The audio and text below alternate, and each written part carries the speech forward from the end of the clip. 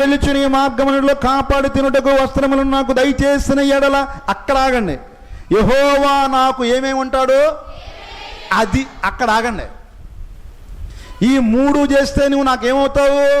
నీవు నాకు దేవుడు అవుతావు. దేవునికి స్తోత్రం కలుగును గాక. నీవే నాకు దేవుడవు. దేవా, నీవు నాకు దేవుడవైనందుకు నీకు కృతజ్ఞతాస్తులు చెల్లిస్తున్నాను. నీవు నాకు దేవుడవైనందుకు నేను ఎంతగానో ఆనందిస్తున్నాను. నీవు నాకు దేవుడవైనందుకు ఈ లోకానికి వేరుగా ఉన్నాను. నీవు నాకు దేవుడవైనందుకు శాంతితో ఉన్నాను. నీవు నాకు దేవుడవైనందుకు ఆనందముతో ఉన్నాను. నీవు నాకు దేవుడై ఉన్నందుకు ఆరోగ్యముతో ఉన్నాను.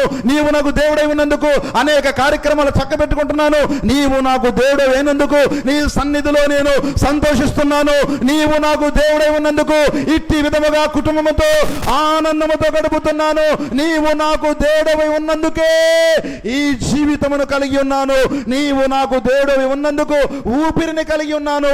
నీవు నాకు దేవుడై ఉన్నందుకు జీవముతో ఉన్నాను. నీవు నాకు దేవుడైనందుకు నేను ఎంతగానో ఆనందిస్తున్నాను. నీవు నాకు దేవుడైనందుకు ఈ జ్ఞానము నీ వలన పొంది ఉన్నాను. ఆయన దేవుడై ఉండే చాలండి బాబు. మా పిల్ల ఆ ఇంట్లో అడిగెడితే చాలండి. అయ్యగారు ఎలా సంబంధం కుదిరితే తెలియదు.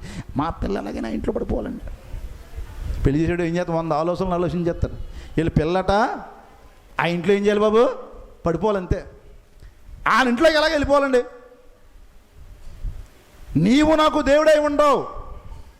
వేరే దేవతను ఆశ్రయించను, వేరే దేవుడిని మొక్కను, ఏ దేవతను దగ్గరికి నేను వెళ్ళను, ఏ దేవతకు బలి అర్పించను. నీవు నాకు ఎల్లప్పుడూ తరములు నాకు ఎలా ఉంటావంటే దేవుడిగానే ఉంటావు.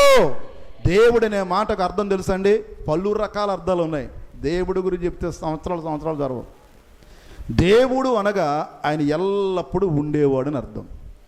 దేవుడు అనగా పోషించేవాడు. దేవుడు అనగా నీకు సర్వమును సమకూర్చేవాడు. దేవుడు అనగా ఆపద కాలములో ఆదుకునేవాడు. 43వ కీర్తన, ఈ దేవుడు సదాకాలము దేవుడు మనకు ఆశ్రయమును దుర్గమునై ఉన్నాడు. ఆపద కాలములో అయినా నమ్ముకొనదగిన సహాయకుడు. దేవుడు ఆశ్రయ దుర్గము, దేవుడు నమ్ముకున్న సహాయకుడు, దేవుడు ఉన్నత దుర్గము, దేవుడు జ్ఞానవంతుడు, దేవుడు బుద్ధినిచ్చేవాడు, దేవుడు సంపదనిచ్చేవాడు, దేవుడు నడిపించేవాడు, దేవుడు సర్వమును సమకూర్చి నిన్ను తన సన్నిధిలో నిలబెట్టేవాడు. దేవుడు చేయలేని కార్యములు ఏమీ లేవు. దేవుడు నీకు దేవుడిగా ఉంటే, ఆ దేవుడే నీకు భర్తగా ఉంటే, ఆ దేవుడే నీకు పిల్లవాడిగా ఉంటే, ఆ దేవుడే నీకు సర్వమై ఉంటే నీవు దేనికి తడుముకునే పని లేదు. నీ దగ్గరికే దేవుడు అన్నిటిని రప్పిస్తాడు. మొట్టమొదటిగా అంటున్నాడు, నీవు నాకు ఏమేమి ఉంటావు తెలుసా? దేవుడివై ఉంటావు. నేను ఇంకా వేరే దేవతను నేనేం చేయను, ఆశ్రయించను. ఏ దానిని కూడా దేవుడుగా నేను భావించను. ఇప్పుడు మన వాళ్ళందరూ కూడా ఏం చేస్తారంటే ప్రతిదీ దేవుడే. మన వాళ్ళకి ఎవరండి? పెన్ను దేవుడు, వర్షం దేవుడు, మొక్క దేవుడు, కుక్క దేవుడు, అవసరమైతే మనిషే దేవుడు. దేవుడిలాగా వచ్చారండి. ఏంటంటే దేవుడిలాగా వచ్చాడా? మనిషి దేవుడు ఎలాగ అవుతారండి? మా పాస్టర్ గారు కాదండి, దేవుడండి అనుకో. పాస్టర్ గారు దేవుడు ఎలాగ అవుతాడు? పాస్టర్ గారు మనిషి. దీని మీద ఇదే మాకు దేవుడండి, ఇదే దేవుడట. అది దేవుడు కాదు. నీ కులం దేవుడు కాదు, నీ వృత్తి దేవుడు కాదు, నువ్వు ఇల్లు దేవుడు కాదు, నువ్వు పూజించే చెట్టు దేవుడు కాదు, మొక్క దేవుడు కాదు, పెట్ట దేవుడు కాదు, చేప దేవుడు కాదు. ఇవేవి దేవుళ్ళు కావు. దేవుడు ఒకడున్నాడు. దేవునికి స్తోత్రం కలుగును గాక. దేవుడు ఆక్సిజన్ లాంటి వాడు. ఏడి చూపించు అంటే ఫీల్ అవ్వు. దేవుడు ఎలాంటివాడండి? ఆక్సిజన్ లాంటివాడు. ఆక్సిజన్ అవసరమా నీకు? ఆక్సిజన్ నిత్యం అవసరం. ఇప్పుడు తీసుకుంటున్నావు, నువ్వు ఆక్సిజన్ తీసుకున్నావు, వదులుతున్నావు. దేవుడు ఆక్సిజన్లో నీ ఊపిరి వంటి వాడు. దీన్ని కొనగలవా నువ్వు? ఒక క్షణం నిత్యం 50 ఏళ్ళు బతికి ఇప్పుడు దాకా దేవుడు పంపిన ఆక్సిజన్ తీసుకుని దేవుడు ఎవరంటావా నువ్వు? నీకు కనబడాలా? నీకు కనబడబోతే నమ్మవా? దేవుణ్ణి నిరూపించుకోవాలైనా ఈ సృష్టిని చూసినప్పుడు ప్రతి అణువులో ఉన్నాడే. నువ్వు పీలుస్తున్న ఆక్సిజన్లో ఉన్నాడు. దేవుడు నిత్యము గాలిని పంపిస్తూ నీలోనికి జీవము ద్వారా ఆయన ఊపిరిని దయచేస్తూ నేను నడిపిస్తున్నాడే. అద్భుతంగా పంటలు పండిస్తున్నాడు. రైతు యొక్క పని ఏంటండి? కేవలం విత్తనాలు చల్లడమే. పండించేవాడు ఎవరు? దేవుడు.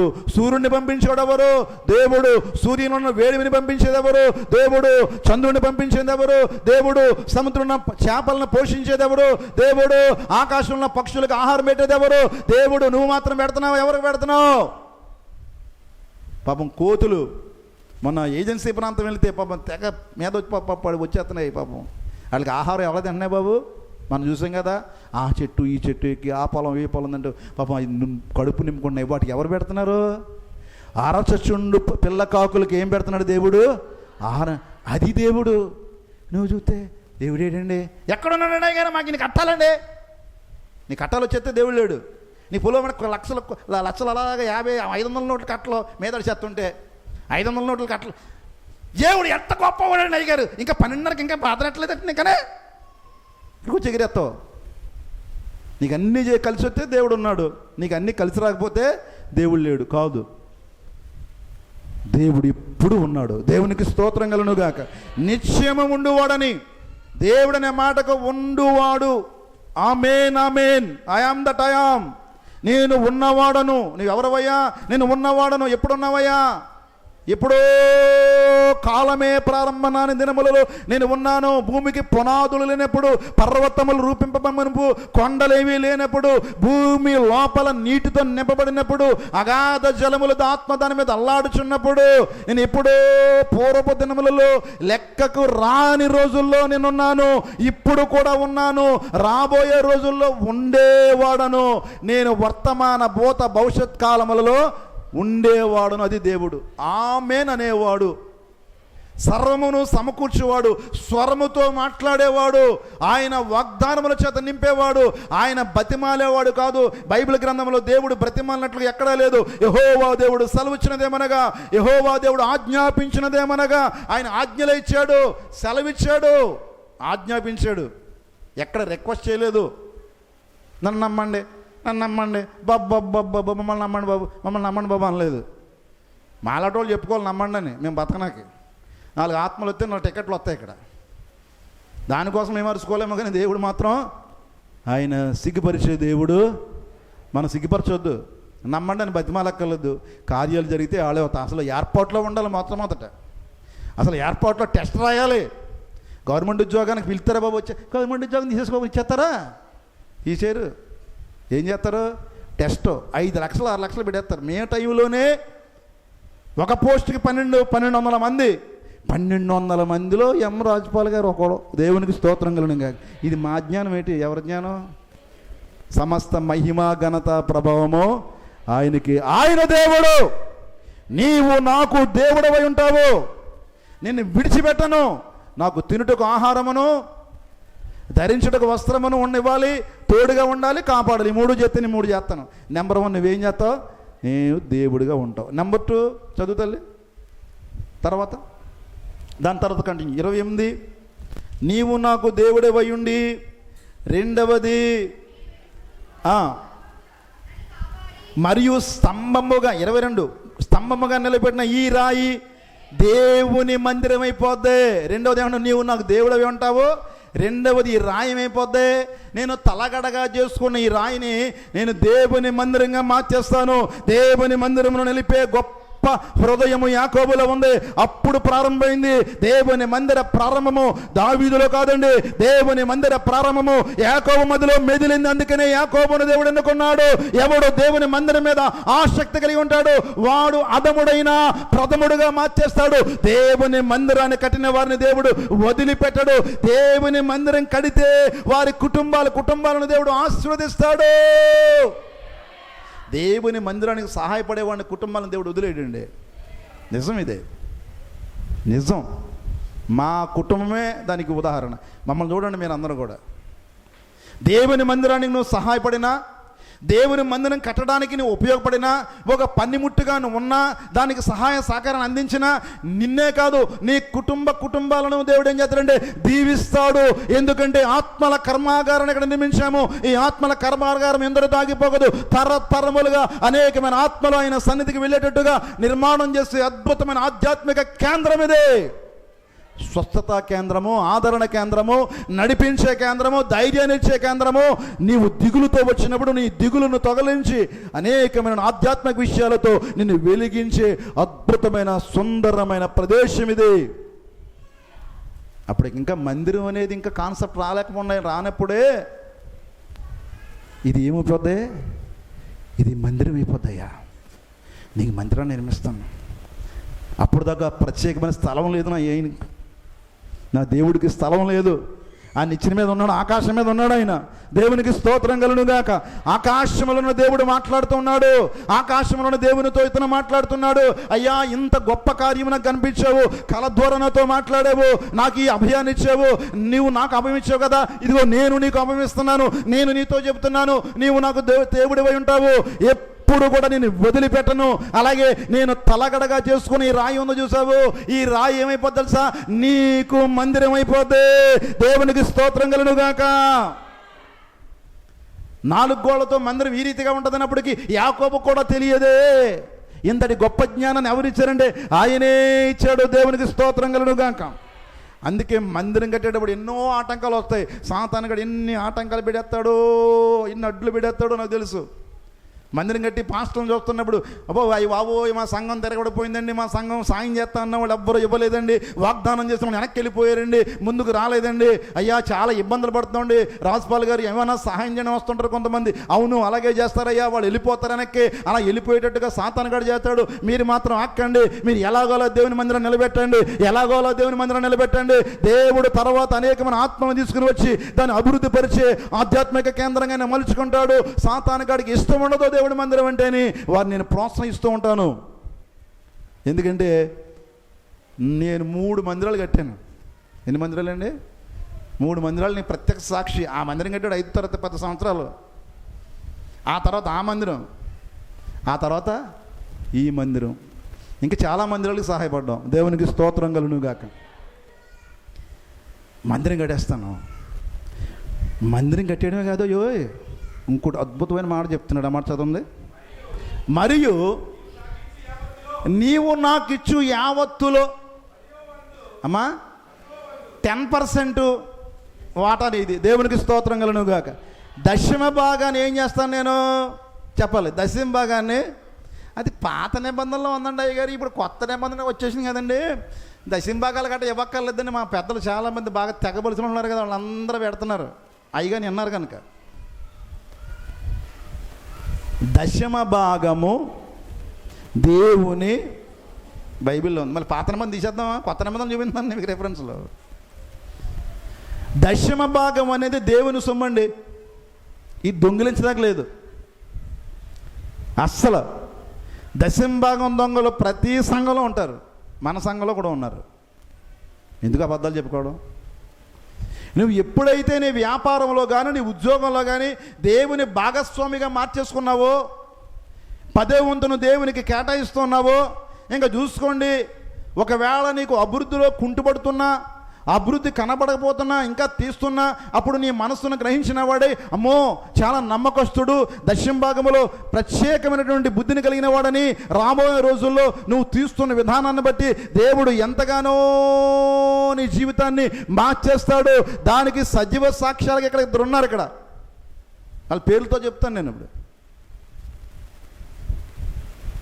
దమ్మ సొలొమన్ రాజు గారు, మొగ్గ సురేష్ బాబు గారు.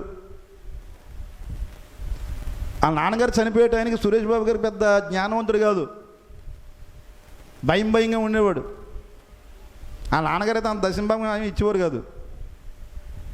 మరి ఈ బాబులో మరి ఎవరు దూరారో తెలియదు కానీ దశమ భాగం ఇవ్వడం మొదలెట్టాడు ఆయన.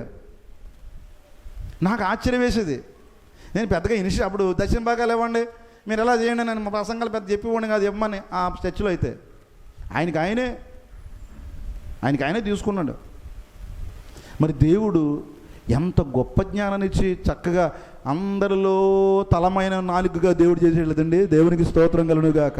పాపం ఆయనకి ఏం వచ్చండి, బాణబాబుకి ఏం వచ్చి ఏం తెలియదు, పాపం జ్ఞానం లేనోడు అనుకున్నాడు. ఎలాగొచ్చింది? ఎలాగొచ్చిందమ్మా? దేవుడు ఇచ్చాడు. నేను చెప్పాలి, కావాలితే వెళ్ళి అడగండి. అయ్యగారు ఎప్పుడైనా దశమ భాగం అడిగారేమోనండి. మొదటి నెలలోనే ప్రభు బలి ఇచ్చే టైంలోనే ఆయన ఇస్తాడని ఇచ్చేవాళ్ళు చెప్పాలి, తప్పదు. దేవునికి స్తోత్రం. దొమ్మ సొలొమోన్ రాజు గారికి వాళ్ళ అమ్మగారు చెప్పారో ఏం తెలియదు.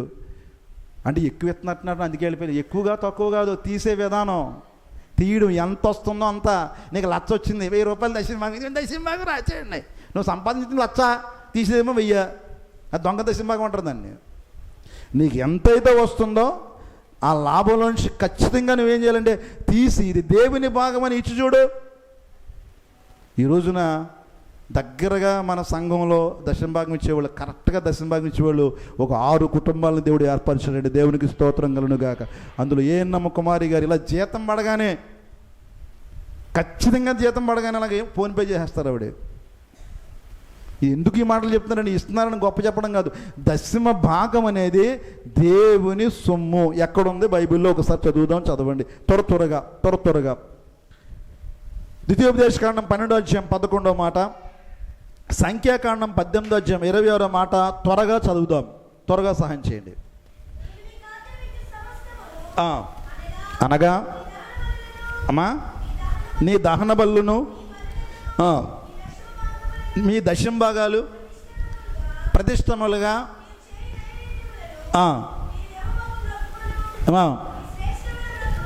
అవును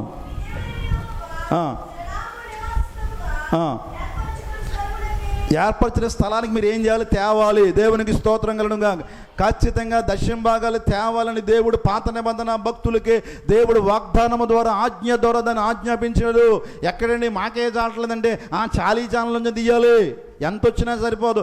ఎంత వస్తే సరిపోద్ది చెప్పండి? ఒక కుటుంబానికి ఎంత వస్తే సరిపోద్ది? 20,000 వస్తుంది. అమ్మ సరిపోద్దంటే కాదండి, సీట్లు ఉన్నాయండి అయ్యారు, 10,000 సీట్లు కడుతున్నామండి, 10,000 చాలట్లేదండి అయ్యారు అంటది. అయితే 30,000 తర్వాత ఇంకో 30,000 కూడా 2 నెలలు అయింది, 30,000 చాలట్లేదండి. కుర్రోడు చదివండి, ఇప్పుడు స్కూటీ కొనమన్నాడు. స్కూటీ కొనమని చెప్పాడట. ఏమనమన్నాడండి కుర్రోడు? స్కూటీ కొనమన్నాడట. అక్కడి నుంచి స్కూటీతో వదిలేస్తుందా, తర్వాత కారు కొనమంటాడు. ఆ కారు తాగుతావా? ఈ కారు అండి హైవేకి వెళ్ళకండి, ఈ కారు ఏమో లోకల్లో తిరగడానికి. పెద్ద కారు ఒకటి, చిన్న కారు ఒకటి. తర్వాత ఎక్కడ 1,00,000 వచ్చినాడు సార్లు. నువ్వు సంతృప్తి పడాలి. దేవునికి స్తోత్రం కలుగును గాక. ద్వితీయోపదేశకాండము సంఖ్యాకాండం 18:20 చదువు తల్లి.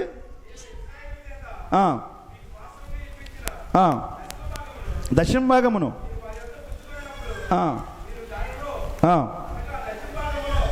ఏది సంఖ్య లేవి 27 లేవీకాండం చదువు. 27:30 లేవియాకాండం 27:30. త్వరగా సహాయం చేయండి. భూదానములనేమి, వృక్ష బలములనేమి. చూసారా ఎంత భాగాలు అడుగుతున్నాడు? మీ తినే వృక్ష భాగాల్లో, తినే భాగాల్లో కొంతమంది మనకి కారం కూడా పంపిస్తుంటారు. ఒక్కొక్కసారి దేవునికి ఆనందిస్తూ ఉంటాం. ఆడించిన కారం కూడా పంపించే వాళ్ళు ఉన్నారు కొంతమంది సంఘంలో. వాళ్ళకి అర్థమైంది. నువ్వు తినే భాగాల్లో కూడా దశంభాగం తీయాలి. కేవలం దశంభాగం విశ్వాసులే తీయాలా, పాస్టర్ గారు తీయకూడదా? ప్రశ్న. పాస్టర్ గారు కూడా దశంభాగం తీయాలి అవుతుందో చెప్పండి? తీయాలని వచ్చేది ఎత్తండి. 1, 2, 3 అబ్బా, వాక్యం అర్థమైందండి. పాస్టర్ గారు కూడా ఏం చేయాలి? దశంభాగం తీయాలి. చెప్పే నేను చెయ్యకపోతే నా మాట ఏం చేయదు? ఫలించదు. దేవునికి స్తోత్రం కలుగును గాక. డాక్టర్ గారు అంట వెళితే, చెప్పావు నీకు నీరసం ఏమని చెప్పావు? వీడు ఆవేశపడి అది సిగరెట్లు మానేవే, సిగరెట్లు తాగకూడదు. మందు రోజు తాగుతావా? ప్రతిరోజు రండి. అయితే నాకులాగనమాట. ఈడే సిగరెట్ ఇక ఆడే వైద్యం చేస్తాను, ఇంక ఈడే ఊడిపోయి ఉంటాను ఇక్కడికి. సంఖ్యాకాండము 18వ అధ్యాయం 26 వచ్చి చదివి దానికి ఆన్సర్ ఇస్తాడు పాస్టర్ గారు ఏం చేయాలో. సంఖ్య 18 దశంభాగమును వారి యొద్ద పుచ్చుకున్నప్పుడు మీరు దశంభాగములో దానిలో అనగా ఆ దశంభాగమును యెహోవాకు ప్రతిష్టార్పణంగా చెయ్యాలి. మీరిచ్చే దశంభాగాలు మొత్తం మీదినైతే మాకు కూడా ఆశీర్వాదం కాదు. గుర్తించండి. దేవునికి స్తోత్రం కలుగును గాక. మీరిచ్చే ప్రతిదానికి మేము కూడా లెక్క చెప్పాలి. ఇందులో డొక్క చిరిగిపోద్ది. ఇంత ఉంది, మీరు ఇచ్చేస్తున్నారు, మేము తినేస్తున్నాం, బాగానే ఉంది. ఒక పాస్టర్ గారు మన పాపం అంబలో మన దశంభాగాలన్నీ మొత్తం సంఘం అంతా వలలే ఇస్తున్నారట. ఎక్కడ పడితే అక్కడ సైట్లు కొనేవాడు అయ్యగారు. మంచి మంచి మెయిన్ ఏరియాలో సైట్లు. మందిరం ఏదో రేక్ సెట్ వేసేసాడు, 4 ఫ్యాన్లు బిగించేశాడు. ఏమన్నా పోతే బాబు సురేష్ బాబు ఫ్యాన్ చూసుకో, సార్ రమేష్ బాబు ఫ్యాన్ చూసుకో, అది చూసుకుంటే బాబు చూసుకుంటున్నారు. కుర్రోళ్ళకి అమరుతున్నాడు. సరిగ్గా వేళకే అందొచ్చే వేళకే ఒక కుర్రోడు యాక్సిడెంట్లో అయిపోయింది. ఎవరికోసం సమకూర్చాడు ఇది? ఎవరికోసం అండి? దశంభాగం తీయలేదు. ఎవరో అయ్యగారు ఏం తీయలేదండి? దశంభాగం తీయలేదు. దేవునికి స్తోత్రం కలుగుగాక. అయ్యగారు కూడా ఏం తీయాలి? దశమ భాగం తీయాలి. దేవునికి స్తోత్రం కలుగుగాక. ఇక్కడ ఇంత మహోన్నతమైన సేవ జరుగుతుందంటే ఇదిగో దేవుని బలిపీఠం మీద నిలబడి చెప్తున్నాము, మేము దశమ భాగం కంటే అధికమైన భాగం దేవునికి చెల్లిస్తున్నాము. దేవునికి స్తోత్రం కలుగుగాక. హల్లెలూయా. అందుకే ఈ ఆశీర్వాదం మా ఎక్కువ భాగం దేవుడికి ఇచ్చేస్తుంటాం. దేవుని పని నిమిత్తం ఇంకా ఆలోచించాం. దేవుని పని నేను ఆలోచించే పని లేదు. మీరు పావల ఇస్తే నేను 10 రూపాయలు ఎలాగ వేయాలి? మీరు 2 రూపాయలు ఇస్తే నాకు 10 రూపాయలు ఎలా పడాలని ఆలోచిస్తాను నేను. ఎందుకంటే తెలుసా, నేను మహా తెలివైనోడిని. నాకు దేవుడు ఏ రోగమునో ఏ యొక్క అనారోగ్యం కలగకుండా దేవుడు ఏం చేస్తున్నాడు? నడిపిస్తున్నాడు. అదే గొప్ప లక్షలతో సమానము. దేవునికి స్తోత్రం కలుగుగాక. దశమ భాగం తీసేవారికి దశను దేవుడు మారుస్తాడండి. దశమ భాగం తీసేవారికి దేవుడు ఒక దారిని చూపిస్తాడు. దేవుని సొమ్మును దొంగిలిస్తే ఎప్పటికైతే లోటే. ఒకళ్ళు దేవుని సొమ్మును దొంగిలించి నువ్వు దాద్దామనుకుంటే అది ఎప్పుడోకప్పుడు అది మాత్రల రూపంలోనో టాబ్లెట్ల రూపంలోనో మందులు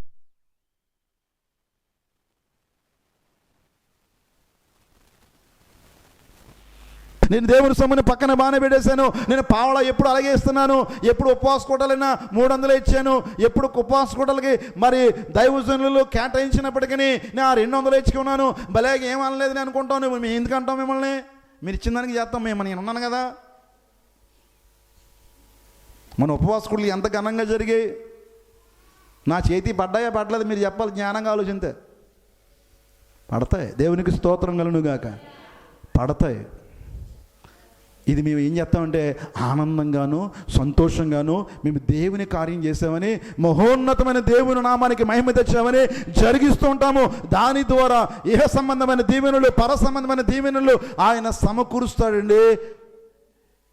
ఉన్నవాడికి పెడతామంటే ఉన్నవాడికి ఏమో అడ్డొద్దు చెప్పనండి?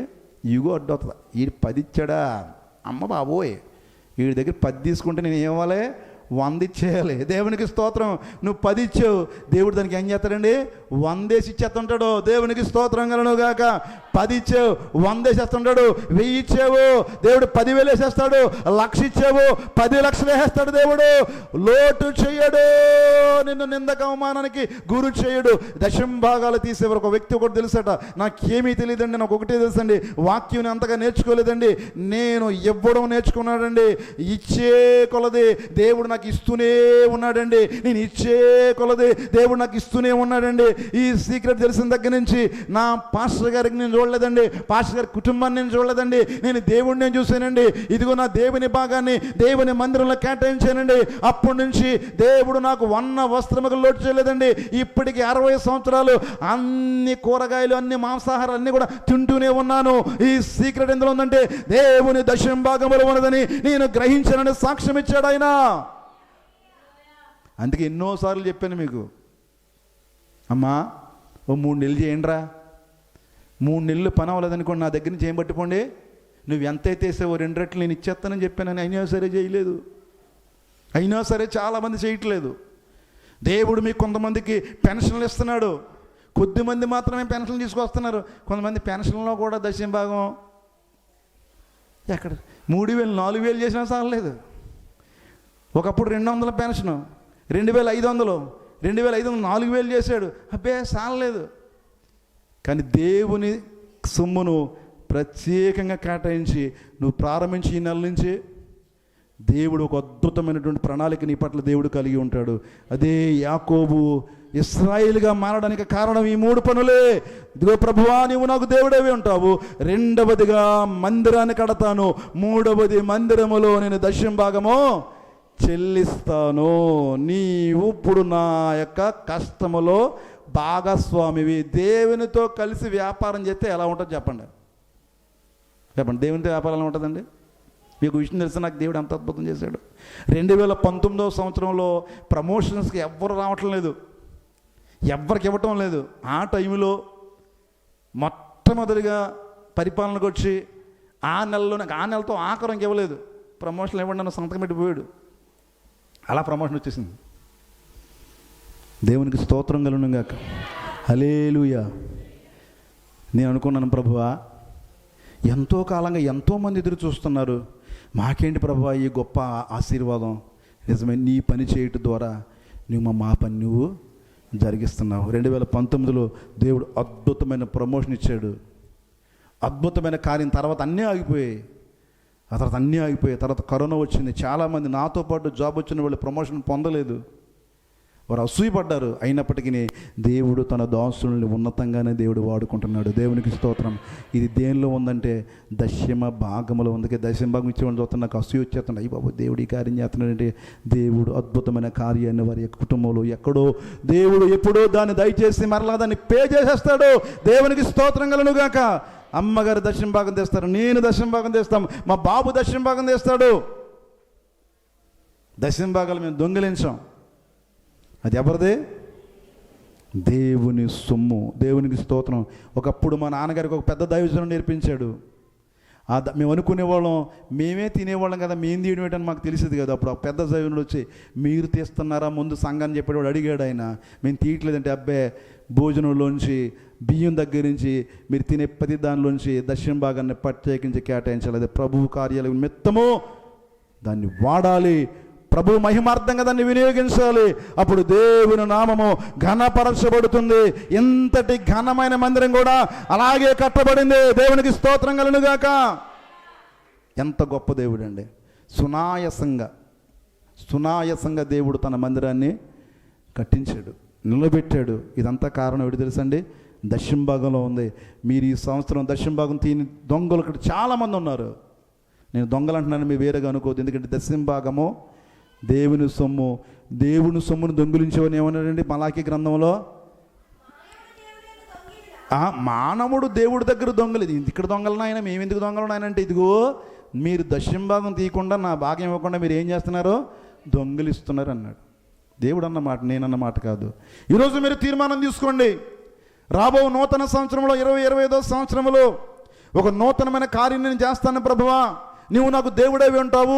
నేను నీ మందిరాన్ని విడిచిపెట్టను, దశమ భాగమును నేను క్రమముగా చెల్లిస్తాను అని అంటే, అప్పుడు దేవుడు నీకేం చెప్తారు తెలుసా?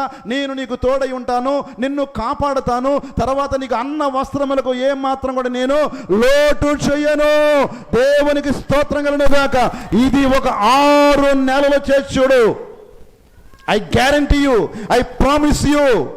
ఇందు మూలంగా డివైన్ ప్రెస్ అంటే సభ్యులందరికీ తెలియజేయమనేదేమనగా, మీరు దేవుని అద్భుతమైన కార్యములను పొందాలన్నా, దేవుని మనసులో స్థానాన్ని సంపాదించాలన్నా, దేవుని యొక్క ఆనందాన్ని పరిపూర్ణంగా మీరు చూడాలన్నా ఈ 3 పనులు చేయండి. మొదటిది, దేవుని మందిరాన్ని ప్రేమించండి, దేవుని మందిరములో కార్యాలు చేయండి, దేవుని మందిరములో స్థిరముగా ఉండండి. ఆయనే దేవుడని మీ హృదయంలో స్థాపించుకోండి. కొంతమంది కడుపే దేవుడు, కొంతమందికి వ్యాపారమే దేవుడు, కొంతమంది పిల్లలే దేవుడు, కొంతమందికి భర్తే దేవుడు, కొంతమందికి అన్నమే దేవుడు. కార్యక్రమం అంటే భోజనాలు ఏం పెడతారండి అయ్యగారు? మా పాస్టర్లు ఉంటారు కొంతమంది, అయ్యా భోజనాలు ఏం పెడతారండి? కోడి మాసం అండి, కోడి మాసం. అలాగే దూపుడు గారు ఏమైనా ఉందండి మేము సంఘంలో భోజనాలు కత్తిరి పెట్టండి. భోజనాలు తగ్గించాలి, దేవుని కార్యాలు పెరగాలి. దేవునికి స్తోత్రం కలుగును గాక. దేవుని కార్యాల్లో పెరుగుదాము, దేవుని ఆశీర్వాదాలు పరిపూర్ణంగా పొందాం. అందరూ తల్ల వంచండి. ప్రభువా, నువ్వు గొప్ప దేవా, నీ వాక్యమును గ్రహించి గొప్ప జ్ఞానం బిడ్డలకు ఇవ్వండి తండ్రి. అయ్యా, నువ్వు వాగ్దానం చేయడు కాదు, కానీ ఇప్పుడు మేమే అందరం వాగ్దానం చేస్తున్నాము.